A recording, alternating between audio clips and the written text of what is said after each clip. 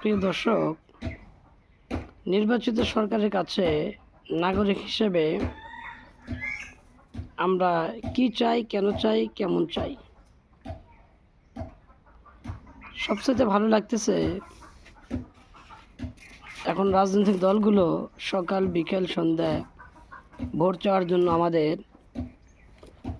ঘরে ঘরে দাঁড়িয়ে দাঁড়িয়ে আসতেছে, ভোট পাওয়ার জন্য আবেদন করতেছে, অনুনয় বিনয় করতেছে, প্রার্থনা করতেছে, নানা রকম প্রতিশ্রুতিও দিচ্ছে। এখান থেকে বোঝা যায় একজন ভোটারের দাম, মূল্য, গুরুত্ব অনেক বেশি।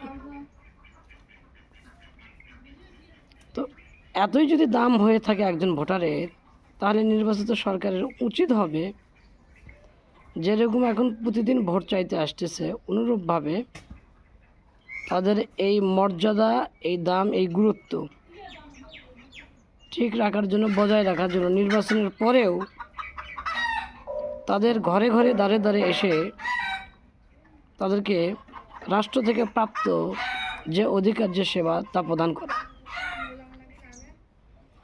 এই জন্য আমি মনে করি প্রত্যেকটা গ্রামে একটু করে সমাধান কেন্দ্র রাখা উচিত।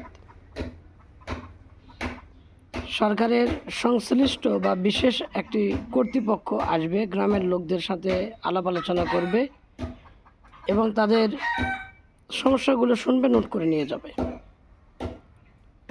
অতঃপর সেই সমস্যা সমাধানের জন্য সংশ্লিষ্ট কর্তৃপক্ষের কাছে রিপোর্ট প্রদান করবে। সেই কর্তৃপক্ষ এসে তাদেরকে সেই সেবা প্রদান করবে। যেমন বিদ্যুৎ সমস্যা হলে বিদ্যুৎ বিভাগের কাছে যাবে, চিকিৎসার সমস্যা হলে চিকিৎসা বিভাগের কাছে সে অভিযোগ যাবে, ভূমি সংক্রান্ত সমস্যা হলে ভূমি সংক্রান্ত সেই অফিসে যাবে, খাদ্য সংক্রান্ত সমস্যা হলে খাদ্য সংশ্লিষ্ট অফিসে যাবে। এইরকমভাবে সমাধান করা দরকার।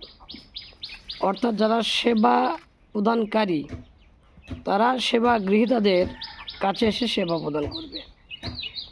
কারণ এ দেশে সরকারি যারা চাকরি করে, গভর্নমেন্ট সার্ভেন্ট, জনগণের সেবক আর কি, জনগণকে সেবা দেওয়া যাদের কাজ, তারা যেদিন চাকরি পায় সেদিন আলহামদুলিল্লাহ বলে শুকরিয়া আদায় করে বা ফেসবুকে পোস্ট দেয়।